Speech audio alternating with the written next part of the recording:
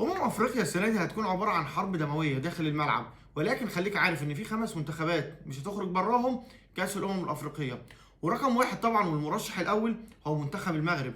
وزي ما منتخب المغرب هو المرشح الاول، ولكن هو المنتخب الاكبر اللي عليه ضغوط، وده طبعا بسبب الارضيه وبسبب الجماهير وانه صاحب البلد والمنظم. ولكن السبب الاكبر ان هو معاه اقوى سكواد في تاريخ المغرب، فالطبيعي ان هو لازم يكسب البطوله. فلو منتخب المغرب معرفش يكسب البطوله دي، اعتقد هتكون في مجزره اقالات واستقالات بعد البطوله. رقم اتنين برشح المنتخب الوطني المصري، وده طبعا بعيد عن اتحاد الكره ان هو عايز يفشل حسام حسن باي طريقه، ولكن كلنا عندنا ثقه في حسام حسن وفي اللاعبين. طبعا مع وجود صلاح ومرموش وتريزيجيه وزيزو، لا المنتخب المصري قوي ومرشح بقوه كمان ان هو ياخد كاس الافريقيه.